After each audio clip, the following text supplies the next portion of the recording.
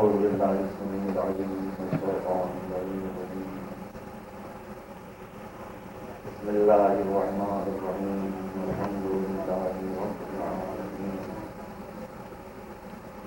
بارئ الخلائق أجمعين، والصلاة والسلام على سيدنا ونبينا وشفيعنا أبي الصفا اللهم صل على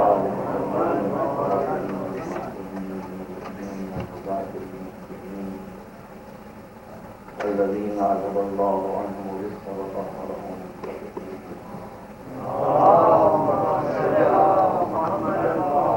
أما بعد فقد قال الله سبحانه وتبارك وتعالى في كتابه المجيد وفرقانه المجيد وقوله الحق: يا أيها الذين آمنوا استجيبوا لله وللرسول إذا دعاكم لما يحييكم. الله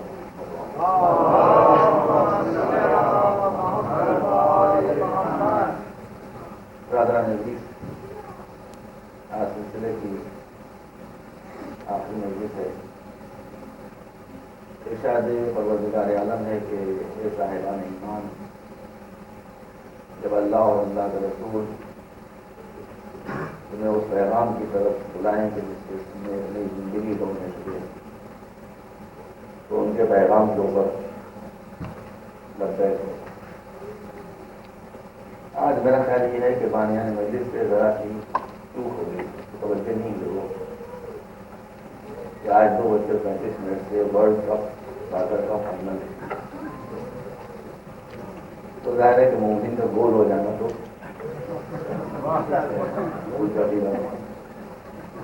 ہر بار لفظی ان کو خیال رہا ہوگا، تو میں وقت مناسب نہیں ہوں. ایک مرتبہ سلوات بھیجیں آپ.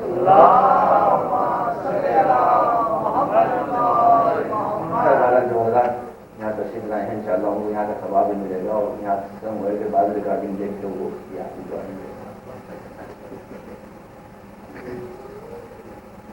میں نے عرض کیا تھا آپ کے سامنے پہلی مجلس میں اور دوسری مجلس میں کہ یہ آیت خود بتا رہی ہے کہ اللہ مسلمانوں کو ایک ڈیڈ نیشن نہیں دیکھنا چاہتا بلکہ زندہ قوم دیکھنا چاہتا ہے. اور اسی سلسلے میں گفتگو کر رہا تھا، اور میں نے اب تک آپ کے سامنے یہ کیا کہ اسلام دنیا کا وہ جہاں تک میرا مطالعہ ہے پہلا اور آخری مذہب ہے کہ جس نے عقل کی بنیاد مذہب پر نہیں رکھی ہے بلکہ دین کی بنیاد عقل پر رکھی. یہ ایک خصوصیت ہے اسلام. بچے یہاں بیٹھے ہوئے ہیں. بارٹن رسل جو اس صدی کا بہت بڑا مفکر تھا اور اچھی خاصی ایج تک وہ کرسچن تھا، بعد میں اس نے کرسچنٹی کو چھوڑ دیا. اس سلسلے میں کتاب لکھی کہ وائی ناٹ اے کرسچن، میں کرسچن کیوں نہیں رہا. تو اس نے یہی بات لکھی ہے کہ جب میں سمجھدار ہوا اور میں نے کرسچینٹی کا مطالعہ کیا تو میں جنتر پر پہنچا. وہ جنتر یہ کہ یا میں عقل کو لوں یا کرسچینٹی کو. اگر میں انٹلیکٹ ریزننگ کو لیتا ہوں تو پھر کرسچینٹی میرا ساتھ دینے کا تیار نہیں ہوتی، اور کرسچینٹی کو لیتا ہوں تو کرسچینٹی کہتی ہے فیتھ از فیتھ. فیتھ میں ریزننگ اور انٹلیکٹ اور عقل کا کوئی انٹرفیئرنس نہیں کیا جاتا. تو چونکہ عقل مند آدمی تھا اس لیے اس نے عقل کو لے لیا اور کرسچینٹی کو چھوڑ. لیکن اسلام میں بالکل پوزیشن ریورس ہے. اسلام میں پوزیشن بالکل الٹی ہے. کرسچینٹی کہتی ہے کہ مذہب میں عقل کی دخالت نہیں ہو سکتی، اور رسول فرماتے ہیں جیسا کہ میں نے آپ کے سامنے رکھ کیا تھا کہ لا دین لمن لا عقل لہ. جس انسان کے پاس عقل نہیں ہے اس کے پاس چاہے دین کے رسمیات ہوں مگر حقیقی معنوں میں اس کے پاس دین نہیں. تو اب تک میں آپ کے سامنے یہ کر رہا تھا کہ اسلام نے عقل کے اوپر اتنا زیادہ زور کیوں دیا ہے. اس کے فوائد میں نے آپ کے سامنے پیش کیے اور اسی کے ساتھ کرتے ہیں یہ بھی عرض کی آپ کے سامنے کہ عقل نہ ہونے کی وجہ سے انسان کو کیا کیا نقصان پہنچتے ہیں اور کیا کیا نقصان انسان کو پہنچایا جا سکتا ہے. دنیا کی سب سے بڑی مصیبت ہے انسان کا بے وقوف ہونا. دنیا کی سب سے بڑی مصیبت ہے انسان کا احمق ہونا. اور خاص طور پر اگر وہ حضرات جن کے پاس دین ہوتا ہے، جن کے بارے میں سمجھا جاتا ہے کہ ان کے پاس دین ہے یا مذہبی رجحانات ان کے پاس ہوتے ہیں، اگر ان کے پاس عقل نہ ہو تو ان کو بہت ہی کل میں نے کیا تھا کہ نقصان وہ پہنچاتے ہیں. اس کی مثال میں نے آپ کے سامنے دی تھی تاریخی شواہد کی روشنی میں کہ خوارج کے پاس سب کچھ تھا عبادت ان کے پاس تھی، ریاضت ان کے پاس تھی، نمازوں ان کے پاس تھی، قرآن ان کے پاس تھا، لیکن ایک سمجھ نہ ہونے کی وجہ، ایک عقل نہ ہونے کی وجہ سے انہوں نے اسلام کو اتنا زبردست ڈیمیج کیا اور نقصان پہنچایا، جس کا خمیازہ ہم آج تک بھگت رہے ہیں کہ وہ ظاہر قرآن کو دیکھ کر اسے دھوکہ کھا گئے، اور علی جو عقل کی طرف ان کو دعوت دے رہے تھے ان کی بات سمجھتے نہیں. اس کا خمیازہ ہے کہ جس کا مسلمانوں کو غالباً صبح قیامت تک گویا کہ خمیازہ ہم کو بھگتنا پڑے گا. تو یہی نہیں ہوتا، بلکہ یہ بھی صورتحال ہوتی ہے کہ خود جس کے پاس عقل نہیں ہوتی اس کو بھی مذہب کوئی فائدہ نہیں پہنچا سکتا، بلکہ الٹا اس کا بھی نقصان ہوتا ہے. جب مذہبی رجحانات ہوتے ہیں مگر عقل انسان کے پاس نہیں ہوتی ہے تو مذہب اس کے لیے دوا کا کام نہیں کرتا بلکہ اس کے لیے زہر کا کام کرتا ہے. میں نے کسی اسکالر کے بارے میں دیکھا ہے، مجھے تو خیال نہیں آ رہا ہے کون ہے وہ اسکالر، جس نے افریقہ کے بارے میں لکھا ہے کہ ایک افریقن اسکالر کہتا ہے کہ جس وقت کے کرسچن پریسٹ اور پریچرز افریقہ کی، سنیے گا غور سے، افریقہ کی سرزمین میں آئے کرسچینٹی کو پریچ کرنے کے لیے، تو جس وقت وہ آئے تو اس وقت پوزیشن یہ تھی کہ ان کے پاس صرف بائبل تھی بغل میں، بائبل ان کے پاس صرف بائبل تھی، اور افریقہ کی پوری زمین ہمارے پاس تھی. اور کچھ عرصے کے بعد جب وہ اپنی پریچنگ اور تبلیغ میں کامیاب ہو گئے تو پوزیشن بالکل ریورس ہو گئی، ان کی انجیل ہماری بغل میں آ گئی، ہماری زمینیں ان کے پاس چلی اور ہمارا ملک ان کے پاس چلا گیا. تو اس کا مطلب یہ ہے کہ جب انسان کے پاس، کیونکہ ریلیس ایکسپلائٹیشن جو ہوتا ہے وہ ایکسپلائٹیشن کی بدترین قسم ہے، بدترین قسم ہے، اور یہ ایکسپلائٹیشن وہی ہوتا ہے کہ جہاں مذہبی تصورات اور خیالات ان کی مشن ہوتے ہیں، لیکن یہ کہ انسان کے پاس عقل، سمجھ اور فہم و فراست نہیں. اس کے علاوہ دوسری جو مشکل ہوتی ہے وہ یہ ہوتی ہے کہ آپ جس کام کے ذریعے سے، جس چیز کے ذریعے سے آپ تھوڑا فائدہ پہنچا سکتے ہیں یا کچھ بھی فائدہ نہیں پہنچا سکتے ہیں، اگر آپ عقل کو اس کا سپلیمنٹ کر دیں تو اس سے بہت فائدہ پہنچ سکتا ہے، دنیا میں بھی اور آخرت میں بھی. میں آپ کے سامنے مثال دینا چاہتا ہوں. میں تو ایسی باتیں کہتا ہوں کہ معمولی ذہن رکھنے والے، خاص طور پر جو ہمارے کڈس ہیں، یگسٹرس ہیں، وہ ہماری باتوں کو سمجھ لیتے ہیں، بچے ہماری باتوں کو سمجھ بھی لیتے ہیں. تو آپ دیکھیے مثلاً آپ کے ایک رسم ہے کہ آپ معینہ تاریخوں میں یا انتقال کچھ دن بعد تک، ہندوستان اور پاکستان میں دستور ہو سکتا ہے، یہاں بھی دستور مجھے یہاں کے بارے میں زیادہ پتہ نہیں ہے ابھی تک، یا میں توجہ نہیں کر سکا ہوں کہ آپ قبر پر جا کر، گریو پر جا کر کینڈل اسٹک روشن کرتے ہیں، شمع جلاتے ہیں. ٹھیک ہے، کوئی نہیں، شریعت نے اس کو روکا نہیں. میں غلط بات نہیں کہہ سکتا ہوں، شریعت نے اس کو روکا نہیں ہے. آپ قبر کے اوپر شمع جلا دیں یا قبر پر آپ جا کر لائٹ کریں، کوئی ایسی بات نہیں. لیکن میں آپ سے پوچھنا چاہتا ہوں کہ قبر کے اوپر جب آپ نے ایک شمع جلائی، ایک موم بتی جلائی، ایک کینڈل اسٹک جلائی، تو کیا اس کی روشنی قبر کے اندر پہنچے گی؟ اس کی روشنی تو قبر کے اندر نہیں پہنچے گی. قبر کے اوپر روشنی اس کی رہے گی، چاہے آپ جتنا بڑا بھی کوئی ٹیوب لگا دیں یا فلڈ لائٹ لگا دیں، کچھ بھی لگا دیں، لیکن روشنی کی ایک کرن بھی قبر کے اندر نہیں پہنچے گی. جو کچھ روشنی رہے گی وہ قبر کے اوپر رہے گی. اب اگر آپ یہ چاہتے ہیں کہ یہ روشنی قبر کے اندر پہنچے تو کیا ہو؟ کیسے پہنچیں گے قبر کے اندر؟ آپ جب تک کہ آپ عقل کو استعمال نہیں کریں گے قبر کے اندر روشنی نہیں.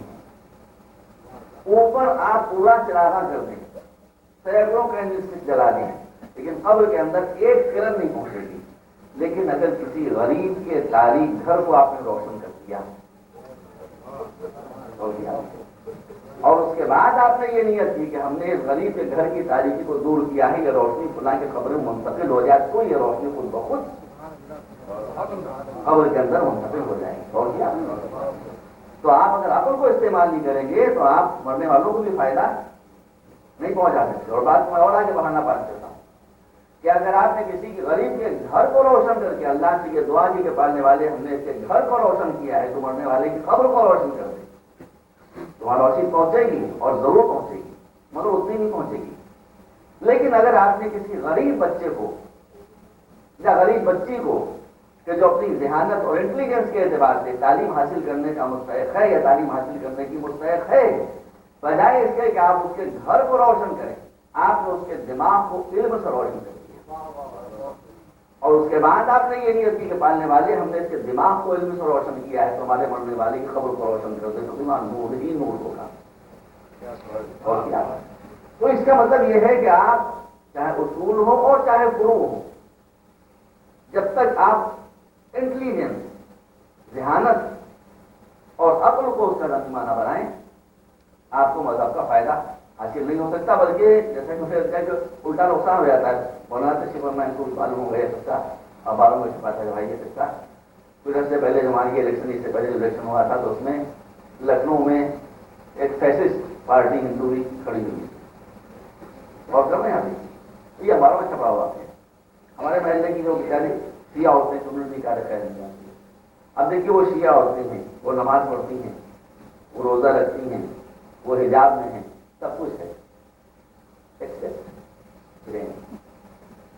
دماغ نہیں۔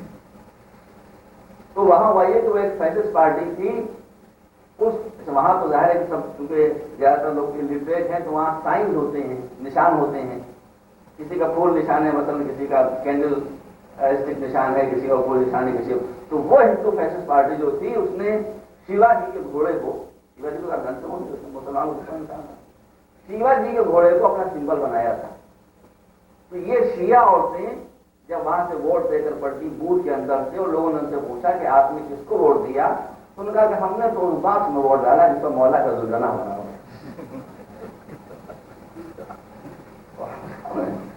وہ مولا کا زلجنا کو ووٹ دے کر چلے گئے، شیوا جی کو گھوڑے کو مولا کا زلجنا۔ یہ بات آپ یاد رکھیے، میں اشارہ کروں کہ جب انسان کے پاس عقل نہیں ہوتی تو نہ معلوم کتنے شیوا جی کے گھوڑے ہوتے ہیں جن کو لوگ زلجنا سمجھاتے ہیں۔ اس لیے بہت زیادہ ضروری ہے کہ ہر قدم کے اوپر آپ عقل کو، جس کو اسلام نے ہمیشہ دین کے آگے آگے رکھا ہے، مذہب کے آگے آگے رکھا ہے، اس کو طلاق مسائل اور عقل کے بڑھانے کے لیے صرف دو چیزیں، ایک ایجوکیشن، تعلیم، اور ایک فکر، مسائل کے اوپر غور کرنا۔ علم عقل کے لیے غذا کی حیثیت رکھتی ہے اور فکر عقل کے لیے ایکسرسائز اور ورزش کی۔ تو جب آپ صحیح غذا پہنچائیں گے اور صحیح طریقے پر ورزش کا سامان فراہم کریں گے، اس وقت انشاءاللہ آپ عقل میں بھی آگے بڑھ سکتے ہیں اور علم میں بھی آگے بڑھ سکتے ہیں۔ اب جیسا کہ کل میں نے آپ کی خدمت میں عرض کیا تھا کہ بعض حضرات کو یہ غلط فہمی ہے کہ ماڈرن ایجوکیشن ہمیں گمراہ کر دے گی، یہ بھی بات ہے۔ ماڈرن ایجوکیشن انسان کو گمراہ نہیں کرے گی۔ میرے پیش نظر ایسی بھی مثالیں ہیں جنہوں نے بہت وقت 10 سال 15 سال 20 سال خالی تلاوت قرآن میں صرف کر دی ہے، خالی دینی کتابوں کے پڑھنے میں صرف کر دیا، اس کے بعد پلٹ گئے، ایسا پلٹے کہ دین سے برگشتہ ہی نہیں تھے بلکہ دین کے دشمن بھی ہو گئے۔ میں کسی کا نام نہیں لینا چاہتا، لیکن میں سلطان مدارس سے پڑھا ہوں، سلطان مدارس کے کم سے کم 2 فارغ التحصیل جو صدر الافاضل کیے ہوئے فارغ، جو سلطان المدارس کے صدر الافاضل اور آج وہ ڈکلیئر کمیونسٹ، اور کیا ہے؟ تو یہ بات صحیح نہیں۔ اسی کا جو دوسرا رخ ہمارے سامنے آیا ہے، جس کی مثال میں آپ کے سامنے بس 1 منٹ میں عرض کرنا چاہتا ہوں کہ ابھی ہمارے ٹرسٹ نے جو علی گڑھ میں مدینۃ العلوم کھولا ہے، جس میں بعض مصلحتوں کے تحت ہم نے یہ شرط رکھی کہ ہم صرف کانوینٹ ایجوکیٹڈ بچوں کو لیں گے، وہ بھی جن کے بہت ہائی پرسنٹیج آف مارکس ہوں گے۔ اب دیکھیے یہ سارے بچے کانوینٹ ایجوکیٹڈ ہیں، ان کو اردو بھی نہیں آتی بیچاروں، کوئی خاص اس کا پروپیگیشن بھی نہیں ہوا، کوئی خاص اس کی تبلیغ بھی نہیں ہوئی، لیکن ہم لوگوں کی حیرت کی انتہا نہ رہی جب 160 بچوں نے اپلائی کیا، گورنمنٹ ایجوکیٹڈ بچے جو سب فرسٹ کلاس مارکس 10+2، ان سب نے 160 کی تعداد میں ہمارے یہاں اپلائی کیا کہ ہم دینی تعلیم حاصل کرنا چاہتے ہیں۔ دیکھیے ان کے لیے دینی تعلیم حاصل کرنے کا مطلب یہ کہ وہ اپنا پورا فیوچر، وہ اپنا پورا کیریئر، وہ اپنا پورا شائننگ مستقبل چھوڑ کر دین کی طرف آ رہے ہیں۔ جب اناگرل فنکشن ہوا تو میں نے اس جلسے میں کہا، اور انشاءاللہ مجھے امید ہے کہ میں نے صحیح کہا ہوگا، کہ اگر حضور کے زمانے میں اس مدرسے کا قیام ہوا ہوتا تو حضور ان بچوں کو مہاجرین کی صفوں میں شامل کرتے، وہ سابقون الاولون جو مہاجرین تھے، اس لیے کہ وہ مکے سے مدینے کی طرف ہجرت کر رہے تھے، یہ بچے دنیا سے دین کی طرف ہجرت کر رہے ہیں، یہ دنیا کو چھوڑ کر آ رہے ہیں دین کی طرف۔ اور آج آپ جا کر ان بچوں کو دیکھیں جو کانوینٹ ایجوکیٹڈ بچے ہیں، جن کو ہم نے سلیکٹ کیا، بہت تھوڑے سے بچوں کو ہم نے اس میں سلیکٹ کیا ہے، آپ جا کر دیکھیں کہ ان میں کتنا خلوص ہے، آپ جا کر دیکھیے کہ ان میں کتنا تقویٰ ہے، آپ جا کر دیکھیں ان میں کتنی پرہیزگاری ہے، ان میں آپ جا کر دیکھیے کتنا ان میں ڈیڈیکیشن ہے۔ میں اس کو کوئی پرووکیشن آپ کے سامنے نہیں کر رہا ہوں، میں صرف آپ کو بتا رہا ہوں کہ بھی 2 مہینے پہلے آیت اللہ خامنئی کے نمائندے وہاں تشریف لائے تھے اور بچوں سے ملاقات کر کے جب وہ تشریف لے گئے ہیں تو اس کے بعد جو جملہ انہوں نے کہا وہ ان بچوں کے لیے سند ہے کہ وہ بس ایک جملہ کہہ کر رخصت ہوئے کہ ان بچوں سے ملاقات کے بعد مجھ پر سجدہ شکر واجب ہو گیا۔ تو یہ بات جو ہے وہ صحیح نہیں ہے۔ اصل میں مسئلہ صرف اور صرف یہ ہے کہ ایک تو بنیادی بات یہ ہے کہ ماں باپ اپنے بچوں کی اپبرنگنگ کیسے، سب کچھ ڈپینڈ کرتا ہے ماں باپ پر۔ اگر ماں باپ اسلام کو سمجھے میں ہیں، not as ritual but as an ideology, اگر اسلام کو ایک نظریے کی طرح پر ماں باپ سمجھے میں ہیں اور انہوں نے اپنے بچوں کو سمجھا دیا ہے تو بچوں کی فاؤنڈیشن مضبوط ہے، تو دنیا کی کوئی طاقت ان کو مذہب سے میرے عزیزوں جدا نہیں کرتے، آپ بالکل اطمینان رکھیں۔ دوسری بات اور کرنا چاہتا ہوں، میں نے کہا کہ کبھی کبھی مائنر سرجری مجھے کرنا پڑے گی، اگر تھوڑی سرجری کر رہا ہوں تو یا تو کوئی تکلیف تو ہو۔ دیکھیے بچے ماڈرن ایجوکیشن سے گمراہ نہیں ہوں گے، میں بالکل آپ کو یقین دلاتا ہوں کہ یہ امریکہ کے جہاں تشریف فرما ہے، یہاں پر بچوں کی اسلام سے وابستگی، مسلمان رہنا اور مسلمان نہ رہنا، یہ سب کچھ آپ کے اوپر ڈپینڈ کرتا ہے، یہ سب کچھ آپ کے اوپر ڈپینڈ کرتا ہے۔ اگر آپ نے ان بچوں کے سامنے اسلام کے اصول پیش کیے اور اسلام کے نظریات پیش کیے اور اسلام کی آئیڈیالوجی آپ نے ان کے سامنے پیش کی، مگر آپ کا یا میرا کردار خود ان اسلامی نظریات سے کوسوں دور رہا، آپ مجھے معاف کرائیں گے، سارے حالات مجھے معلوم ہے۔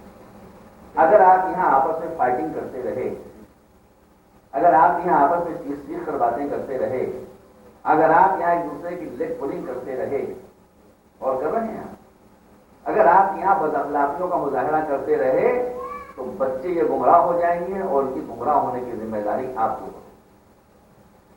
اور جیسا کہ میں نے آپ کی خدمت میں عرض کیا تھا کہ شریعت کی بہت اہمیت ہے، میں استغفراللہ شریعت کی اہمیت سے بالکل انکار نہیں کرنا چاہتا ہوں، مگر ہمیشہ ایک بات پیش نظر رکھیے کہ میں اگر کوئی بات بیان نہ کر سکوں تو اس کا مطلب یہ نہیں کہ میں اس کا ماننے والا نہیں ہوں۔ میری نظر ہمیشہ گھڑی کی سوئی پر آ چکی ہے، جہاں تک سوئی مجھے اجازت دیتی ہے وہاں تک میں یہ سوئی سے پڑھتا رہتا ہوں،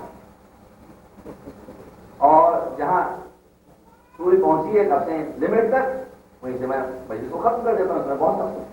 تو اگر کوئی میں بات پڑھ نہ سکوں تو اس کا مطلب یہ تھوڑی کہ میں اس کا منکر ہوں، بہت کی تنگی ہوتی ہے کہ بہت سی باتیں بیان کر پاتا ہوں اور بہت سی باتیں نہیں بیان کر پاتا ہوں۔ تو کل میں نے آپ کے سامنے عرض کیا تھا کہ شریعت کی بہت اہمیت ہے، شریعت کی اہمیت سے قطعاً میں انکار نہیں کر رہا ہوں، لیکن شریعت اور اخلاق کا جب تقابل ہوگا تو شریعت پست ہو جائے گی، اخلاق اوپر آ جائے گا، اس لیے کہ شریعت وسیلہ ہے اور اخلاق منزل ہے۔ تو اگر آپ نے اخلاق ہی نہیں پایا جاتا ہے، کیا میں نے یہ بات غلط نہیں کی آپ کے سامنے؟ کیا میں نماز کی اہمیت کا منکر ہوں؟ اور مسلمان نماز کی اہمیت کا منکر ہو سکتا ہے؟ رسول کی حدیث شیعہ سنی دونوں فرقوں میں کہ قبلت ما سواہا میں ردت ما سواہا، اگر نماز قبول ہوئی تو ہر عمل قبول ہوگا، نماز اگر رد کر دی گئی تو نماز رد کر دی، ہر عمل رد کر دیا جائے گا۔ تو نماز کی اہمیت سے انکار ممکن نہیں ہے، لیکن نماز وسیلہ ہے کہ منزل ہے؟ نماز وسیلہ ہے کہ منزل ہے؟ یہ قرآن سے پوچھیے۔ تو اگر قرآن فقط یہ کہے کہ نماز پڑھو نماز پڑھو نماز پڑھو نماز پڑھو، اس کے علاوہ کچھ نہ کہے تو اس کا مطلب ہے کہ نماز منزل ہے۔ اور اگر قرآن یہ کہے کہ ان الصلاۃ تنہی عن الفحشاء والمنکر، نماز اس لیے پڑھو کہ نماز تمہارے کردار کو صحیح کر دے گی، تو اس کا مطلب ہے کہ نماز وسیلہ ہے، کردار منزل ہے۔ اور امام اعجاز صادق فرماتے ہیں ایک شخص آیا بہت سی باتیں کہ میں نے وعدہ کیا تھا وہ آج میں نہیں پڑھ پاؤں گا، اس لیے کچھ اور باتوں کی فرمائش مجھ سے کر دی گئی ہے، وہ ان سے پڑھنا ہے. تو بہرحال میں آپ کے سامنے عرض کر رہا ہوں. ابھی جو میں کیا تھا وہ سب فرمائشیں ہونے کی چیزیں اور یہ پڑھنا اسی کی مناسب بات ہے کہ وہی مجھے پڑھنا ہے. تو اب آپ نے ایسا فرمائیں کہ امام جعفر کے بعد آتا ہے وہ کہتا ہے مولا نماز کی کتنی اہمیت ہے، غور کیجیے گا. فرماتے ہیں کہ نماز کی اتنی اہمیت ہے مگر ہمیں معلوم کیسے ہو کہ نماز قبول ہوئی کہ نہیں. یہ تو برابر نہیں ہوگی، یہ تو مشکل پیشہ کر رہا ہے. آپ جانتے ہیں کہ بڑی سے بڑی مشکل لے کر آئے والوں کو یہ تو کوئی مسئلہ ہی نہیں ہے. نماز پڑھتے ہی تمہیں معلوم ہو جائے گا کہ whether your نماز accepted or rejected. کیسے معلوم ہوگا؟ کہا کہ نماز پڑھنے کے بعد فوراً یہ غور کرو کہ تم میں جو برائیاں پائی جاتی تھی اس میں سے کوئی برائی کم ہوئی کہ نہیں، یا جو اچھائیاں نہیں پائی جاتی تھی اس میں سے کوئی اچھائی پیدا ہوئی کہ نہیں. اگر کوئی برائی ختم ہو گئی، کوئی گناہ چھوٹ گیا ہمیشہ کے لیے، سمجھ لو نماز ایکسپٹ ہے. اگر کوئی نیکی پیدا ہو گئی سمجھ لو کہ نماز ایکسپٹ ہے. اور اگر نمازیں دھڑا دھڑ دھمادھم دھاکہ پڑے چلے جاؤ، کردار میں کوئی فرق نہ ہو، تو سمجھ لو کہ جو ناٹ ایکسپٹڈ بائی اللہ. تو وہ سمجھ لینا چاہیے کہ تمہاری نمازیں اللہ کی بارگاہ میں قبول نہیں ہو رہی. یہ بات میں آپ کے سامنے روزے کی اہمیت تھوڑی مجھے انکار ہے. وہ امام زمانہ کے جن کے آپ ظہور کی تعجیل فرماتے ہیں اور خدا کرے ان کا ظہور بہت جلد ہو. اب کیا بتاؤں کیا ہو گیا ظہور ہوگا وہ نہ پوچھے تو بہتر ہے. آج جو لوگ امام زمانہ کے ظہور کی تعجیل کر رہے ہیں، اگر امام تشریف لیا ہے اسلامی آئیڈیالوجی کے ساتھ تو بہت ضرور بن جائے گی. ایک بھی کے ساتھ بہت جانبی لوگ وہ ٹاپک بالکل الگ ہے. تو جناب والا اب آپ مثلاً روزے کو لے لیجیے. تو اگر امام کا ظہور ہو تو 3 دن تک کوئی انسان روزہ نہ رکھے بغیر کسی عذر شرعی کے تو واجب القضا دو. کتنا ہمیں روزے کو روزے کی ہمیں تھوڑی کہا معلوم نہیں. لیکن قرآن کیا کہتا ہے کہ لعلکم تتقون. روزہ سچ ہمیں مطلوب نہیں ہے بلکہ روزہ ایک دین ہے، وسیلہ ہے. مقصد کیا ہے کہ تم میں صفت تقویٰ اور پرہیزگاری ہے. تو نماز، روزہ، حج، ان سب کی اہمیت اپنی جگہ کے اوپر ہے، بشرطے کہ یہ وسائل آپ کو آپ کی منزل تک پہنچا دیں. اور اگر منزل تک نہیں پہنچا پا رہے ہیں تو پھر یہ صحیح تو ہیں، لیکن ایک ہوتا ہے چیز کا صحیح ہونا، ایک ہوتا ہے قابل قبول ہونا. مثال دے دوں میں آپ کے سامنے، بات آپ سمجھ لیں بہت آسانی ہے. ایک ہوتا ہے کسی چیز کا صحیح ہونا، ایک ہوتا ہے کسی شے کا قابل استعمال ہونا یا قابل قبول ہونا. آپ کے سامنے ایک ہے، ایک انڈا ہے، آپ ہاتھ نہیں لیے ہوئے تھے، زمین پر گرا ٹوٹ گیا، ختم ہو گیا نا. اس کا مطلب کہ انڈا ٹوٹ گیا، یہ ختم ہو گیا. ایک دوسرا انڈا آپ کے ہاتھ میں ہے، دیکھنے میں بالکل صحیح اور سالم ہے، لیکن جب آپ نے پانی میں اسے ڈالا تو اوپر تیرنے لگا. اس کا مطلب کیا کہ یہ انڈا اوپر سے دیکھنے میں تو صحیح ہے مگر اندر سے یہ خراب ہو چکا ہے، خراب ہو چکا ہے. اس میں سفیدی میں زردی میں اس کی خون آ چکا ہے. اور کیا ہے تو وہ انڈا دیکھنے میں صحیح، اس میں کوئی کسر نہیں، لیکن آپ کے لیے ناقابل استعمال ہے، اس لیے اس کے اندر امرت نہیں، اس کے اندر اب زہر ہے.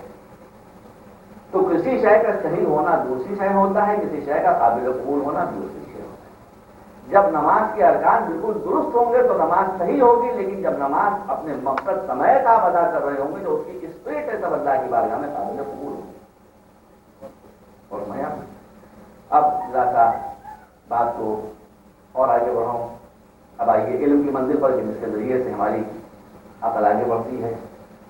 میرے عزیزوں میں کیا کہوں، میں اس کے علاوہ کچھ کہہ نہیں سکتا، اور جو میں کہہ رہا ہوں صحیح کہہ رہا ہوں کہ وما خلقت الجن والانس الا لیعبدون. اللہ نے ہم کو اس لیے پیدا کیا ہے کہ ہم عبادت کریں. ٹھیک ہے، عبادت کی ہمیں کوئی تھا، اس لیے کہ عبادت اب تو معبود کے درمیان کانٹیکٹ کرنا. ہمارا کانٹیکٹ ہی اس سے ٹوٹ گیا تو ہم اس کائنات میں کھو جائیں گے. ہمارا پوچھنے والا کون ہے؟ ابھی پلین بھی آپ کا ہوتا ہے اگر تو جو کنٹرولنگ ٹاورس ہوتے ہیں اس سے اس کا کانٹیکٹ رہتا ہے. اس لیے کانٹیکٹ اگر ٹوٹ جائے گا تو رہنمائی کہاں سے ملے گی؟ تو آج کی موسٹ ایڈوانس ایج میں بھی سواریوں کا کانٹیکٹ اپنے مرکز سے رہتا ہے، چاہے وہ ٹرینس ہوں اور میاں ہو، چاہے پلینس ہوں اور چاہے اسپیس شپس ہوں. سب کا رابطہ اور کانٹیکٹ اپنے مرکز سے رہتا ہے، وہی تو ان کو ڈائریکشن اور ہدایات ملتے رہتے ہیں۔ پھر ہمارا رابطہ اور کانٹیکٹ اگر اللہ سے ٹوٹ جائے گا تو ہم بھی اس دنیا میں کھو جائیں گے، جیسے آج کی دنیا میں لوگ کھو گئے۔ تو میرے دلوں اس کی اہمیت سے انکار نہیں ہے، لیکن سمجھ لیجیے بات، نماز کی آج ہم سے بڑا ایک انٹیلیجنس کوشچن ہوگا، بہت اچھا، یہاں سوالات جو ہوتے ہیں واقعی بڑے اچھے ہوتے ہیں، بہت خوشی ہوتی ہے۔ تو عبادتوں کی اہمیت مسلم ہے، لیکن میرے عزیزوں عبادت کی ایک حد ہے، اس حد کو آپ کراس نہیں کر سکتے۔ اس پر قرآن کی آیت بھی شاہد ہے اور رسول کی مسلمہ حدیث بھی شاہد ہے۔ رسول کی حدیث شاہد ہے کہ ایک شخص کے بارے میں ایک شخص آیا اس کو لیے ہوئے کہ خدا کے رسول آپ اس کو دیکھیے، اس کو ایسا ذوق عبادت ہوا ہے کہ کوئی دن اس کا روزے سے خالی نہیں جاتا، پوری رات کھڑے ہو کر یہ نماز پڑھتا رہتا ہے، بیوی بچوں کو چھوڑ دیا ہے اس نے۔ تو رسول نے کہا کہ کیا تم اسلام کی پیروی مجھ سے بھی آگے بڑھ گئے؟ کیا تم مجھ سے بھی زیادہ مسلمان ہو گئے؟ میں روزہ بھی رکھتا ہوں، روزہ چھوڑتا بھی ہوں، میں رات کو نماز بھی پڑھتا ہوں، رات کو سوتا بھی ہوں، میں عبادت بھی کرتا ہوں اور بڑی فیملی بھی ہے، میں اس سے انجوائے بھی کرتا ہوں اور میں اپنے۔ تو اس کا مطلب ہے کہ عبادت کی ہے اور عبادت یہ تو حدیث ہے، خود رسول سے خطاب کر کے ارشاد ہوتا ہے کہ طٰہ ما انزلنا علیک القرآن لتشقیٰ، اے رسول ہم نے یہ قرآن اس لیے نازل نہیں کیا کہ آپ کتنی عبادت کریں۔ اس کا مطلب یہ کہ عبادت کی ایک بیریئر ہے، ایک لمٹ ہے، اس کے آگے ہم نہیں جا سکتے، مگر وہ رسول کے جس کو حکم دیا جاتا ہے کہ آپ ایک حد کے آگے عبادت نہ کریں، جب علم کی منزل آتی ہے تو وہ رسول کے جو دانائے کل ہے اس سے حکم کر کے ارشاد ہوتا ہے کہ وَقُلْ رَبِّ زِدْنِی عِلْمًا، اللہ سے ہمیشہ اپنے علم اور اپنے نالج کے اضافے میں دعا کرتے رہیں۔ اس کا مطلب ہے کہ عبادتوں کی حد ہے مگر علم کی اور نالج کی کوئی حد نہیں ہے کہ آپ کہیں کہ ہم پہنچ گئے یہاں، اس کی لمٹ ہی نہیں ہے کوئی۔ جتنا آپ حاصل کرتے جائیں علم کے دروازے کھلتے جائیں گے۔ اور اب آپ میرے بھائی کو برا نہ مانیے گا، جب عبادت کی حد ہے اور علم کی کوئی حد نہیں ہے تو اس کا لازمی نتیجہ یہی نکلتا ہے کہ مسجدوں کی حد تو ہو سکتی ہے مگر تعلیم گاہوں کی حد نہیں ہے۔ آپ جتنے بھی تعلیم گاہیں بنائیں، جتنے بھی اسلامک اسکول بنائیں، جہاں دین و دنیا کی تعلیم اسلامی اصولوں کی روشنی مل جائے، اس کی کوئی لمٹ نہیں، جتنے بھی چاہے۔ تو بہرحال یہ ساری باتیں میں نے آپ کے سامنے کیوں کہی؟ مجھے بتایا گیا کہ یہاں ماشاء اللہ بچوں کا اسکول لگتا ہے، انڈے اسکول، جیسے 2 یا 4 بچوں شروع ہوا تھا اور اس میں تقریباً 200 بچے ماشاء اللہ آتے ہیں۔ تو یہ اسکول یہاں کیوں لگتا ہے؟ اس لیے لگتا ہے کہ یہاں کے ہوسٹائل ماحول میں، ہوسٹائل ایٹماسفیئر میں آپ کے بچوں کو دین کی باتوں سے، اسلام کی باتوں سے، ایمان کی باتوں سے، شریعت کی باتوں سے آگاہ کیا جائے۔ یہاں کا ماحول باہر بھی بہت خطرناک ہے اور گھر کے اندر ہی بڑا خطرناک ہے، بلکہ میں کہتا ہوں باہر کا ماحول شاید اتنا خطرناک نہ اور گھر کے اندر کا ماحول بے انتہا خطرناک، اس لیے کہ بچے صبح سے شام تک ٹی وی دیکھتے ہیں اور ٹی وی پہ یہاں کیا کچھ دکھایا جاتا ہے وہ آپ اس سے دیکھ سکتے ہیں۔ تو اگر ہفتے میں 1 دن بھی آپ اپنے بچوں کو لا کر اس زہر کا توڑ فراہم کرنے کی کوشش نہ کریں گے تو جب کو مسلسل اس سوسائٹی میں یہاں ہے تو خدا نہ خاصہ اگر آپ کے بچے پرابلم میں آ گئے تو اس کی ذمہ داری کس کو ہے؟ اس لیے واقعی آپ کی یہ بھرپور ذمہ داری ہے کہ یہاں پر جو سنڈے اسکول لگتا ہے اس میں بچوں کو آپ زیادہ سے زیادہ تعداد میں لائیں، بلکہ آپ خود بھی شریک ہوں اور ٹیچرس کا ایویلوشن کرتے رہیں کہ وہ کہاں سے پڑھا رہے ہیں بچوں کو۔ اور یہ بھی آپ سمجھ لیجیے کہ یہاں کے ٹیچرس کا بھی یہ فائدہ ہے کہ یہ ہندوستان نہیں ہے، یہ پاکستان نہیں ہے، کیا بولتے ہیں، یہاں کی سوسائٹی کے قواعد دوسرے ہیں، یہاں کی سوسائٹی کے قوانین دوسرے ہیں، یہاں بچوں کا طرز فکر بالکل دوسرا ہے۔ یہاں بچوں کو آپ بائی فورس اگر مذہبی بنانا چاہیں گے تو وہ مذہب سے بغاوت کر دیں گے، لیکن اگر بچوں کو آپ لاجیکلی مذہب سمجھا دیں گے تو وہ مذہب سے سپاہی بنیں گے۔ میں آپ کو یقین دلاتا ہوں کہ لاجیکلی آپ بچوں کو سمجھا دیں، بچوں کہ کوئی لاجک ہو آپ کے پاس لاجک نہیں ہوگی تو بچوں کو لاجیکلی آپ سمجھائیے اور نہیں تو پہلے خود پڑھیے، محنت کیجیے، مشقت کیجیے، جو اچھے اچھے رائٹر ہیں انہیں کتابیں پڑھیے اور اس کے بعد اس کو اسلام سے آئے۔ اور اسی کے ساتھ ساتھ ایک بات آپ سے بہت ادب و احترام کہ اگر آپ نے دو کو سنبھال لیا تو پوری کمیونٹی کو آپ سنبھال، چاہے آپ کا سینٹر ہو چاہے آپ کا سینٹر نہ ہو، اور اگر آپ دو کو سنبھال نہ سکے تو چاہے آپ کے ہزاروں سینٹر ہوں یہ کمیونٹی میں آپ کا۔ ایک بچوں کو سنبھال لیجیے تعلیم دلا کر، ایک عورتوں کو سنبھال لیجیے ان کے رائٹس کو الگ کر۔ میں کوئی نیا رائٹ آپ کو نہیں بتانے کے آپ سب اپنی کر دیا۔ میں آپ کے سامنے نٹ شیل میں صرف اتنی بات کہنا چاہتا ہوں، میں آپ کو اطمینان دلانا چاہتا ہوں کہ آپ صرف کتنا پڑھ لیں کہ اسلام نے عورتوں کو کیا رائٹس دیے ہیں، بس وہی رائٹ آپ کو، کوئی نیا رائٹ نہیں۔ اسلام نے جو رائٹس عورتوں کو دیے ہیں صرف وہ رائٹ آپ ان عورتوں کو دے دیں اور آپ دیکھیے کہ وہ کتنی مطمئن ہو جاتی ہے اور کتنی زیادہ سیٹسفائی۔ کچھ باتیں کرنا چاہتا ہوں تو بہت ہی تنگ رہ گیا ہے۔ دیکھیے ایک بات تو آپ اپنے ذہن سے بالکل یہ نکال دیں کہ پیدائشی طور پر اللہ نے آپ کو 20 بنایا ہے اور عورتوں کو 19 بنایا ہے۔ یہ تو پہلی مس انڈرسٹینڈنگ ہے جو آپ نے دماغ سے نکال دیا، اس لیے کہ یہ کنسیپشن اور یہ آئیڈیا اسلام کے جو بیسک پرنسپلس ہیں اس کے خلاف۔ اسلام جسٹس اور عدالت کا مذہب ہے، عقائد میں عقل، پریکٹس میں جسٹس اور عدل، یہ اسلام کی خصوصیت ہے۔ تو اسلام میں کوئی بات نہ عقل کے خلاف ہو سکتی ہے اور نہ عدل کے خلاف، جسٹس کے خلاف اسلام میں کوئی بات نہیں۔ تو اسلام میں فضیلت خلقی طور پر کسی کو نہیں ملتی، بائی برتھ کسی کو فضیلت نہیں ملتی، چاہے وہ کالا ہو اور چاہے وہ گورا ہو، چاہے وہ عرب ہو اور چاہے وہ عجم ہو، چاہے وہ امریکن ہو چاہے وہ ایشین ہو، چاہے وہ آقا ہو چاہے وہ غلام ہو، چاہے وہ مالک ہو چاہے وہ نوکر ہو۔ اسلام میں فضیلت انسان کو صرف اور صرف اس کے ذاتی خصوصیات اور کیریکٹر کے اعتبار سے، صرف دو چیزیں ہیں جو انسان کو فضیلت دیتی ہیں، ایک علم اور ایک کردار۔ آپ مجھے انصاف سے بتا دیں، قرآن کو چھوڑ دیجیے، حدیث کو جانے دیجیے، ایک مرد جو بالکل جاہل کا لٹ، ہسٹری شیٹر، چور، ڈاکو، بدماش، ایک عورت کے جو ہائیلی ایجوکیٹڈ، مسائل شریعت سے واقفیت رکھنے والی، نماز روزے کی پابند، تقویٰ اور طہارت کی پابند، آپ انصاف سے بتائیں کہ وہ بہتر ہے کہ یہ بہتر ہے؟ کون بہتر ہے؟ تو خدا مکمل سے بتا دے گا کہ اسلام میں فضیلت ہمیشہ کردار کے اعتبار سے ملتی ہے اور علم کے اعتبار سے ملتی ہے۔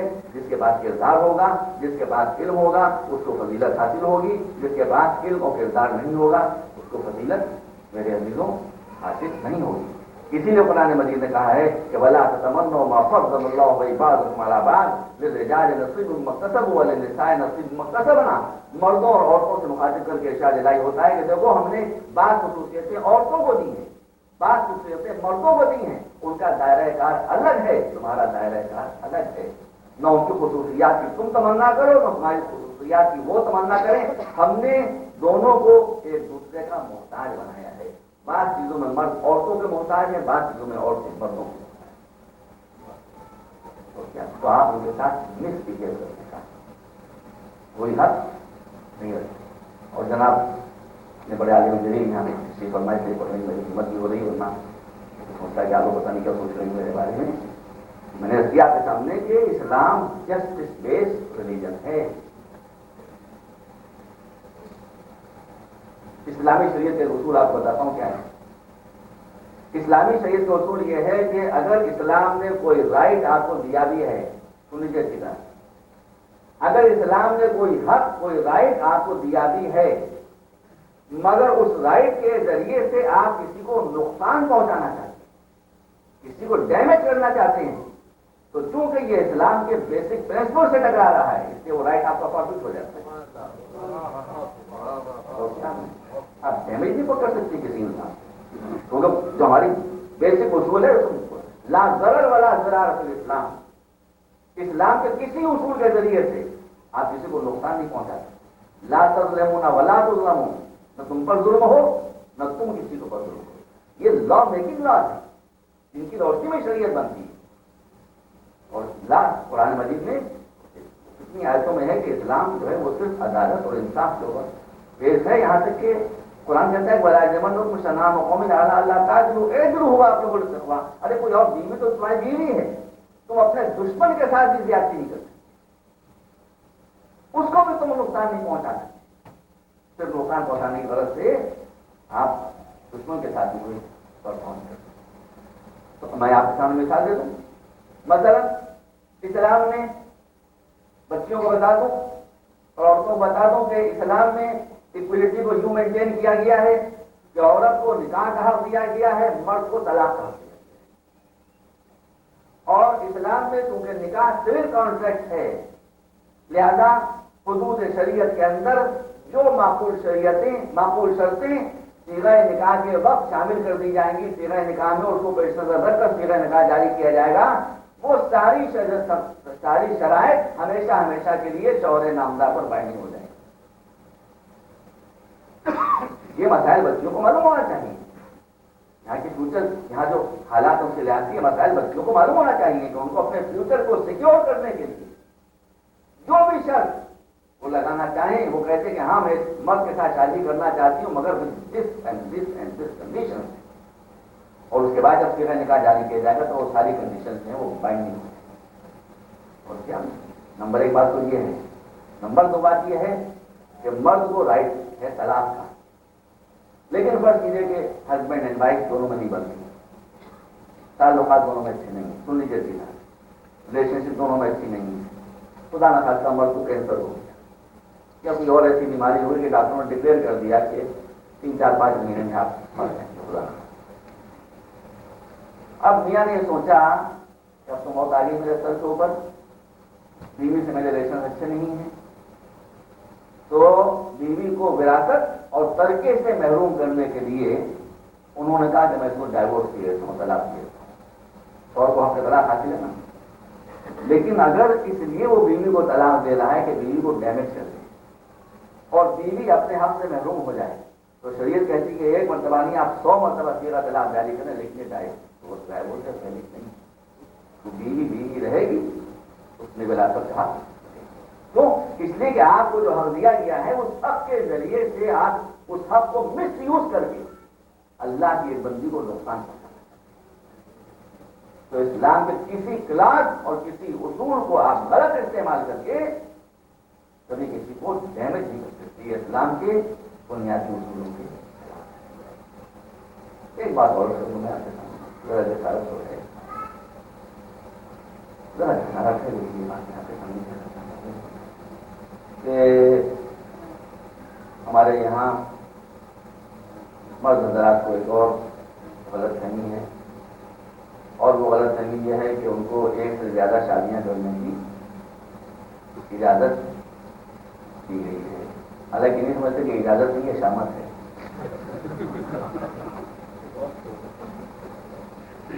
کہ اجازت نہیں ہے, یہ شامت ہے. لیکن اس کی بھی میں آپ کے سامنے وضاحت کروں. جب تک کہ اب یہاں کے ماحول میں تو میں ذرا کھل کے بات کر سکتا ہوں, ہندوستان پاکستانی زبان کو بند رکھنا پڑتا ہے. جب تک کہ آپ یہ نہ سمجھیں گے کہ اسلام میں شادی کیوں ہوتی ہے,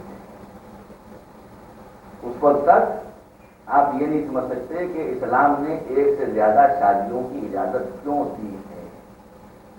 جس سوسائٹی میں آپ تشریف فرما ہیں, یہاں میرج مرحومہ جو کبھی ہوتی تھی, اب تو میرج کے انسٹیٹیوشن یہاں ختم ہو صحیح ختم ہو رہا ہے. لیکن بہرحال یہ دم توڑتے ہوا میرج کا انسٹیٹیوشن جو ہے, اس کے پیش نظر صرف اور صرف ایک چیز ہے, عیاشی, جس کو میں یہاں کہہ سکتا ہوں, آپ سیکس. صرف سیکس اور عیاشی ہے جس کی بنا پر یہاں شادی ہوتی ہے. اسی لیے دل بھرا ہو گیا. اسلام میں شادی کی غرض یہ نہیں ہے. قرآن مجید کہتا ہے کہ تبتغوا بأموالکم محسنین غیر مسافحین. شادی عیاشی کے لیے نہیں ہے, شادی جذبات کی تسکین کے لیے نہیں ہے. رسول فرماتے ہیں کہ لعن اللہ الزواقین والزواقات, وہ لوگ جو میں اشارہ کر رہا ہوں آپ بات کو سمجھ لیں، وہ مرد اور وہ عورتیں کہ جن کو مختلف کیا کہوں ذائقوں کے چکھنے کی عادت ہو جاتی ہے، اللہ نے ان پر لعنت کی۔ سمجھ گئے بات آپ؟ اسلام میں شادی کیوں ہوتی ہے؟ اسلام میں شادی کی غرض صرف اور صرف ایک ہے، چاہے آپ کو بتائی گئی ہو چاہے آپ کو بتائی نہ گئی ہو، سمجھ ذمہ دار نہیں، لیکن جو میں کہہ رہا ہوں وہ صحیح ہے کہ اسلام میں شادی کی جو خاص غرض ہے وہ یہ کہ جب آپ دنیا سے تشریف لے جائیں تو اپنے سے بہتر نسل چھوڑ اپنے سے بہتر نسل چھوڑ کر جائیں، جیسے آپ ہیں اس سے بہتر نسل چھوڑ کر اگر آپ گئے ہیں تو آپ کی شادی کامیاب ہے اور آپ نے شادی کے مقصد کو پورا کیا۔ اور اگر یہ چیز آپ کے پیش نظر نہیں ہے تو آپ اسلام کے فلسفہ شادی سے بالکل نا آشنا ہے۔ تو اگر کوئی مصلحت آپ کے پیش نظر ہے، میرا مقصد آپ سمجھ رہے ہوں، اس صورت میں تو بہت سخت شرطوں کے ساتھ ساتھ شریعت نے آپ کو اس بات کی اجازت دی ہے کہ آپ ایک شادی کے بعد دوسری شادی بھی کر سکتے ہیں، اور عیاشی کے لیے اسلام نے شادیاں نہیں کی میرے بھائیوں۔ بس اب ایک ہی آئٹم اور رہ گیا ہے، اور وہ ہے پردے والا معاملہ، حجاب والا معاملہ۔ میں اپنے بچوں کو بتانا چاہتا ہوں، میں حجاب اور پردے کے سلسلے میں قرآن و حدیث کی کوئی بات نہیں کہنا چاہتا۔ اس زمانے کا سب سے بڑا ہسٹورین گزرا ہے، ایک لوگ کہتے ہیں کہ ورلڈ ہسٹری کا سب سے بڑا ہسٹورین گزرا ہے جس نے 27 سویلائزیشن کا مطالعہ کیا اور اس کا اینالیسس۔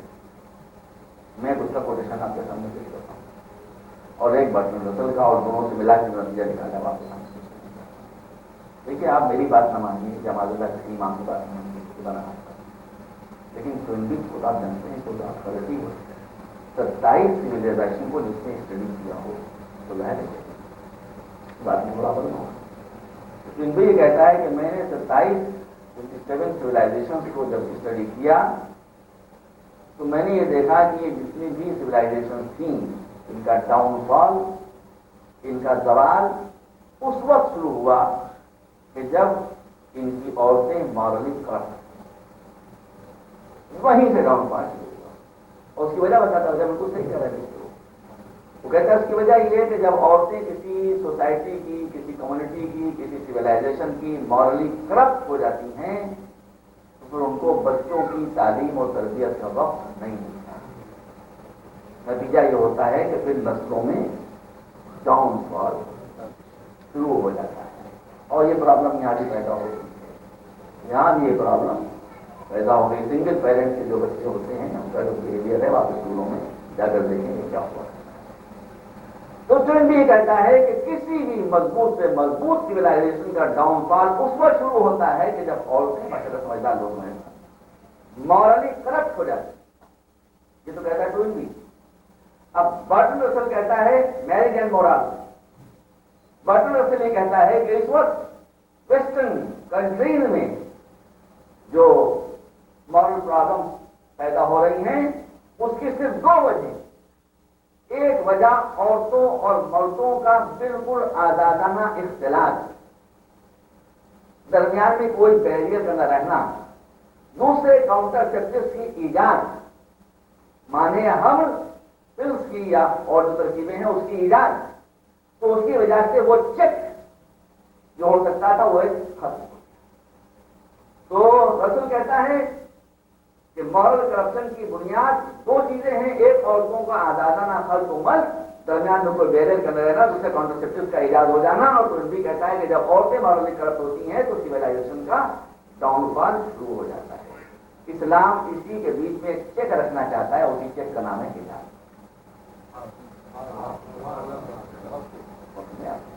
اسی چیک کا نام ہے حجاب۔ عورتوں کو دلیل کر دیتی ہے ایک جسارت اور آپ کے سامنے سمجھدار ہے۔ ہمارے یہاں دیکھیے جو ایک ذرا سی بنیادی غلطی ہوتی ہے، اس کی وجہ سے بہت کمپلیکیشن پیدا ہوتے ہیں کہ ہم قدر میں اور حکم میں فرق نہیں کرتے۔ ویلو میں اور حکم میں ہم غور سے نہیں کر سکتے. دیکھیے سب سے زیادہ اہم عبادت ہے نماز، ہے نا. لیکن نماز حکم ہے، نماز ویلو نہیں ہے. نماز حکم ہے، نماز قدر نہیں ہے. قدر کیا ہے؟ جسے قرآن نے خود بتایا ہے. ویلو کیا ہے؟ جسے قرآن نے خود بتایا ہے کہ اقم الصلاۃ لذکری. یہ ذکر الہی، اللہ کو یاد رکھنا ہر عالم میں، یہ ویلو ہے. اسی کے اوپر حکم ہے بنا کر کے نماز. تو یہ ویلو تو چینج نہیں ہو سکتی. یعنی آپ کو کسی ایسے کام کی اجازت نہیں دی جا سکتی ہے کہ جو اللہ کی یاد سے آپ کو غافل کر دے. اسی لیے ہر موقع پر رسول ایسا فرمایا کہ کوئی کام شروع ہی نہ کرو اس وقت تک جب تک کہ بسم اللہ نہ کہہ لو. کھانا کھاؤ تو کہو بسم اللہ، پانی پیو تو کہو بسم اللہ، گھر میں جاؤ تو کہو بسم اللہ، گھر کے باہر نکلو تو بسم اللہ، بازار میں جاؤ تو کہو تو بسم اللہ. کیوں؟ اس لیے کہ یہ ویلو کو بتانے والی ہے. اللہ کی یاد ہمیشہ تمہیں قائم رہے، چاہے گھر میں رہو، چاہے بازار میں رہو، چاہے کہیں رہو، مگر اللہ کی یاد تمہارے رشتے میں نہ پائے. تو اقیم الصلاۃ لذکری، نماز اس کے اوپر حکم ہے. تو یہ ویلو تو چینج نہیں ہو سکتی، لیکن نماز کے احکام چینج ہو سکتے. نماز کے بھی چار ہے. کبھی آپ نے رسمایا کہ میں اکثر اس سفر ہوں، کثیر السفر بھی میں اکثر اس سفر ہوں، اس لیے پوری نماز پڑھتا ہوں. مولانا فضل کا بات تشریف لائے ہیں یہاں، یہ اتنا سفر نہیں کرتے ہیں یہاں قصر نماز پڑھی. انہوں نے 2 رکعت پڑھی، میں نے 4 رکعت پڑھی. زور انہوں نے 2 رکعت پڑھی، میں نے 4 رکعت پڑھی. انہوں نے 2 رکعت پڑھی، میں اور کیا نام دیکھیے نماز کا طریقہ بدلا. وہ 2 رکعت پڑھ رہے ہیں، میں 4 رکعت پڑھ رہا ہوں. اگر پانی ہے تو وضو کا طریقہ، وضو کر کے آپ نماز پڑھیں گے، غسل کر کے نماز پڑھیں گے. پانی نہیں ہے تیمم کر کے آپ نماز پڑھیں گے. اور ہمارے یہاں اگر آپ کے کھڑے ہونے کی طاقت ہے تو کھڑے ہو کے نماز پڑھیں گے، تو بیٹھ کے پڑھیں گے. بیٹھ کے نہیں پڑھ سکتے تو لیٹ کے پڑھیں گے. لیٹ کے بھی نہیں پڑھ سکتے اشاروں سے پڑھیں گے. اشاروں سے بھی نہیں پڑھ سکتے تو آگے جھپکا جھپکا کے پڑھیں گے. اب مجھے کر لو کہ میں نماز پڑھائی نہیں، مجھے آگے کھڑا کر دیا ہوتا، میں کھڑا ہو گیا لیٹ کے آگے جھپکا جھپکا کے نماز پڑھ رہا ہوتا تو آپ میرے پیچھے نماز پڑھ رہے ہوتے نہیں پڑھ رہے ہوتے. اس لیے کہ صحیح و تعلیم انسان کی نماز اس طرح سے درست نہیں. تو آپ سمجھتے ہیں کیا کہ اللہ کی یاد کو تو ہمیشہ قائم رہنا ہے. اور کی جگہ اللہ کی یاد کو تو ہمیشہ قائم رہنا ہے. اس پر جو حکم ابھرتا ہے نماز کی شکل میں، اس کی صورتیں بدلتی ہیں. تو ایک بات آپ اور سمجھ لیجیے کہ پردہ حکم ہے، پردہ قدر نہیں ہے. حجاب حکم ہے، حجاب قدر اور ویلو نہیں ہے. حجاب کے اندر جو ویلو چھپی ہوئی ہے اس کا نام ہے چیسٹی اور عفت. تو یہ چیسٹی اور عفت یہ تو انچینجیبل ہے، یہ کبھی چینج نہیں ہو سکتی. لیکن ماحول کے اعتبار سے پردے کے احکام میں جیسا کہ علماء نے فرمایا ہے تبدیلیاں ہیں. پردے کی زیادہ سے زیادہ مقدار بھی ہے، پردے کی کم سے کم مقدار بھی. حالات کے تحت پردے کا حکم بدلتا ہے، لیکن چیسٹی اور عفت کا جو تصور کنسپٹ ہے اسلام میں وہ ڈیمیج نہیں، وہ چینج ہو. اصل امپیسس آپ کا عفت کے اوپر ہے، اصل امپیسس آپ کا چیسٹی کے اوپر. اب رہ گئی یہ بات کہ خدا نہ خاصہ عورتوں کو اگر ہماری بچیوں کو تصور ہے کہ اسلام نے ان کو پردے میں رکھ کر ذلیل کیا ہے تو پھر یہ بات ہوتی ہے. اس لیے کہ ہمارا اور آپ کا اور خود اسلام کا بھی یہ اگر آپ ملاحظہ کریں گے تو سامنے بات آ جائے گی کہ اسلام جسے عزت دینا چاہتا ہے اسے پردے میں رکھتا ہے. اسلام جسے عزت دینا چاہتا ہے اسے پردے میں رکھتا ہے. چلیے آپ ملاحظہ کریں. میں 2 مثالیں آپ کے سامنے دینا چاہتا ہوں. میں دلی سے آ رہا ہوں. دلی میں ہمارے یہاں راشٹرپتی بھون ہے بہت زبردست. آپ حضرات اسلام آباد سے آ رہے ہیں، وہاں پر صدر موجود ہے. لندن ہوتے ہوئے آئیے وہاں پر پیلس موجود ہے. ماسکو جائیے وہاں پریزیڈنٹ ہاؤس موجود ہے. واشنگٹن میں آئیے تو ایک بلیک ہاؤس ہے جس کا نام ہے وائٹ ہاؤس، وہ یہاں موجود ہے. لیکن دنیا کا کوئی گھر آپ کو کبھی حجاب کے اندر ملے گا؟ کبھی نہیں ملے گا. لیکن کعبہ جس کو اللہ نے اپنا گھر کہہ دیا یہ ہمیشہ حجاب کے اندر. دنیا کی کوئی کتاب آپ کو حجاب میں نہیں ملے گی، مگر اللہ نے جس کتاب کو اپنی کتاب کہہ دیا وہ کتاب ہمیشہ آپ کو حجاب میں ملے گی. اب کیا کرتا ہوں کہ پردے میں رہنا اگر ذلت کی بات ہوتی تو ہمارا امام پردے کے اندر چھوڑے، اور پردے میں رہنا اگر ذلت کی بات ہوتی تو وہ صاحب عزت اللہ خالق کائنات وہ جو ہمیشہ پردے میں رہتا. تو عورتوں میں کبھی پردے میں رہتی ہے، کبھی نہیں بھی رہتی ہے. وہ تو اتنا زبردست کتاب ہے کہ انبیاء و مرسلین بھی دیکھنے سے حاصل ہیں. ایک مرتبہ صلوات بھیجیں آپ اور یا بات سمپل ریزن ہے کہ آدمی رات غور کرنا چاہیے. اس میں بھیا عورتوں کی جگہ تھوڑا سا حجاب رکھا گیا ہے تو عورتوں کو اس میں برا ماننے کی بات ہی نہیں. برا ماننے کی اگر برا مانے تو مرد برا مانے بھی عورتوں برا ماننے کی بات ہے. میں آپ کے سامنے فن کو مثال دے دوں. میرے ہاتھ میں فرض کیجیے کہ $100 کے 2 نوٹ ہیں. میں لے چلا جاؤں اس میں آپ ہزار بیٹھے میں آپ کے سامنے سے لے چلے جاؤ. باہر نکلا کلّا دکھائی ہر نہیں ہوتا عام طور پر مشکل سے کلّا دکھائی دے. اب جناب جب تک آپ میرے سامنے تھے میں نوٹ کھولے ہاتھ میں لیے ہوئے تو کلّا دکھائی دیا اور میں جلدی سے مفتی کون تک بند کیا. میں نے اسے چھپا لیا. کیوں؟ آپ کا اعتبار ہے اس بیچارے کندھے پر اعتبار نہیں. تو اگر عورتوں کو پردے میں بٹھایا گیا ہے تو عورتیں ناقابل اعتبار نہیں ہے. خطرہ مردوں سے مردوں سے خطرہ ہے بھیا. مرد اگر بگڑے تو ہم پر اعتبار نہیں. تو مردوں کے بگڑنے کی بات ہے عورتوں کی بگڑنے کی بات ہے. لیکن اسلام نے عورتوں کو جو شرف دیا ہے میں شہزادی فاطمہ زہرا کا ذکر تو بعد میں کروں گا. تو اس میں تو رہے ہیں مسئلہ بھی حل ہو جائے. حضرت حاجرہ میں نے کہنا کہ عورت کا کام یہ ہے کہ وہ بچوں کی اعلیٰ سے اعلیٰ تعلیم اور تربیت کو اس کے لیے اس کو کمپلیٹ پیس آف مائنڈ چاہیے. شوہر کا فریضہ ہے کہ عورت کو کسی طرح کی بے چینی کا یا ہیوملیشن کا یا ذلت کا یا تکلیف کا احساس نہ ہونے دے تاکہ وہ پورے پیس آف مائنڈ کے ساتھ بچوں کی صحیح تعلیم اور بچوں کی صحیح تربیت کا بندوبست کرتے ہیں. لیکن تعلیم و تربیت کا بندوبست وہی عورتیں کر سکتی ہیں جو خود تعلیم یافتہ ہیں. جو ان ایجوکیٹڈ ہیں وہ بچوں کو ایجوکیٹڈ کیسے بنائیں نہیں بنا. اور کیا تو آپ کا فریضہ ہے کہ آپ عورتوں کو جتنا سکون دے سکتے ہیں اور اگر انہوں نے اپنی اس غرض کو پورا کر دیا کہ دنیا سے گئی تو ایک اچھی نسل چھوڑ کر گئی تو پھر اللہ جزا بھی کیا دیتا ہے بتاؤں آپ کو. حضرت حاجرہ نے اس غرض کو پورا کیا. دنیا سے گئی تو اسماعیل اور نسل اسماعیل کو چھوڑ کے گئی. سن لیجیے بس آخری بات کر رہا ہوں. تو اللہ نے اس کی جزا کیا دی ان کو. جائیے بڑے بڑے علماء کے سامنے بات پیش کی کہ جزا یہ دی اللہ نے کہ حضرت حاجرہ کی قبر کہاں ہے معلوم ہے آپ کو. حضرت حاجرہ کی قبر ہے دیوار کعبہ سے ملی ہوئی. اب جناب حنفی جا رہے ہیں حج کرنے کے لیے, دیوبندی جا رہے ہیں حج کرنے کے لیے, شیعہ جا رہے ہیں حج کرنے کے لیے, سنی جا رہے ہیں حج کرنے کے لیے. یہ سارے اسلام کے فرقے کے افراد جا رہے ہیں لاکھوں کی تعداد میں ہر سال حج کرنے کے لیے. حج اس وقت تک مکمل نہیں ہو سکتا جب تک کعبے کے گرد آپ چکر نہ لگا دیں, اور کعبے کے گرد آپ چکر اس وقت تک لگا نہیں سکتے جب تک قبر حاجرہ کا بھی آپ طواف نہ کرتے.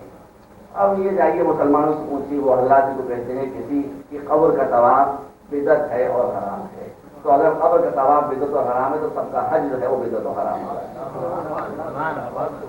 سب کا حج بدعت اور حرام. اس لیے کہ حضرت حاجرہ کی قبر کو جب تک سرکل ملے گی اور طواف نہ کیا جائے اس وقت تک حج مکمل ہے. اب غور کیجیے آپ جب حضرت حاجرہ کی یہ مرتبہ ہے حضرت فاطمہ زہرا کا مرتبہ. حضرت فاطمہ زہرا کا مرتبہ یہ ہے کہ ہمارا حج اس وقت تک نہیں ہو سکتا جب تک ہم قبر حاجرہ کا طواف نہ کر لیں. اور فاطمہ کا مرتبہ یہ ہے کہ سید ترمذی کے الفاظ یہ کلما دخل فاطمہ علی رسول اللہ قام الیہ رسول اللہ ورحبها واجلسها بمنزلہ وقبلہ.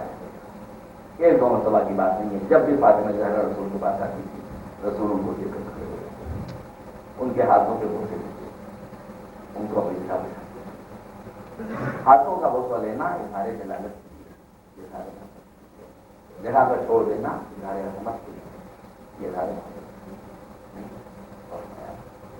مگر یہ فاطمہ کی عظمت اس طرح کی جب تک رسول, اور جب رسول دنیا سے رخصت ہو گئے تب اسی فاطمہ کی آواز ہے کہ صبت علیہ مصائب الرحمن صبت علیہ مثل بابا مطبعی کی مصیبتیں پڑی کہ مصیبت میں اگر دنوں پر پہنچی اس دن تاریخ ہو جائے اور اگر پہاڑوں پر پہنچی تو پہاڑ.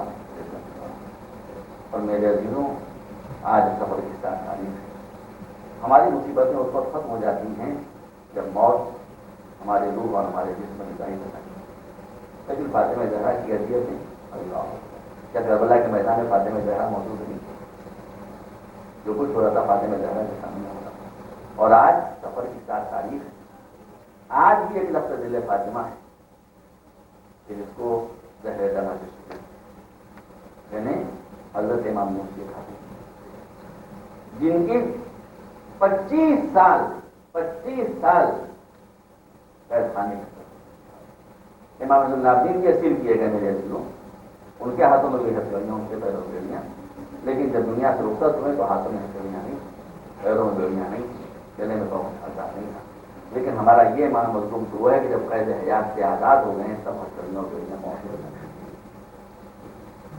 اور اس کے بعد شروع کیا ہوا؟ شروع یہ ہوا ایک امام معصوم لفظ دل رسول فرزند علی و فاطمہ فرزند رسول اور ایک ملعون کے حکم سے اس کا مقدس اور محترم جنازہ چند مزدوروں کے کاندھوں کے اوپر انتہائی بے حرمتی کے ساتھ اور انتہائی معاذ اللہ توہین و تذلیل کے ساتھ, اور وہ مزدور غلط قسم کے جملے بکتے ہوئے جا رہے ہیں کہ یہ کس کا ہے. لیکن میرے عزیزوں یہ توہین پر تھوڑی دیر سے جب امام کے چاہنے والے نے اس منظر کو دیکھا تو وہ اتر کر آیا جنازوں مزدوروں سے چھینا, اور اس کے بعد اس نے آواز بلند کی کہ یہ امام ابن امام سے کرنا چاہے, یہ فرزند رسول سے کرنا چاہے. پھر لوگوں کو جمع کیا گیا, انتہائی عزت و احترام کے ساتھ غسل دیا گیا, کفن پہنایا گیا اور عزت و احترام کے ساتھ دفن کیا گیا. معلوم ہوتا ہے کہ اگر ایک امام معصوم کی توہین بھی ہوئی تو بس تھوڑی دیر تک توہین ہوئی, اس سے زیادہ توہین نہیں ہو سکی. لیکن میں کہتا ہوں کہ میرے امام آگر کربلا کے میدان میں ذرا پہ جلد مظلوم کو دیکھیے.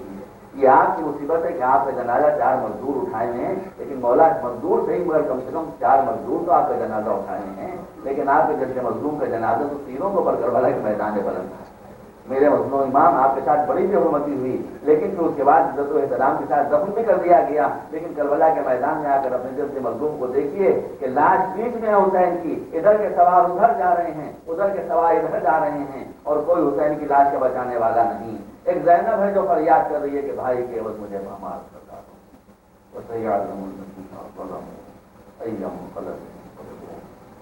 اللهم اغفر للمؤمنين والمسلمين والمسلمات الأحياء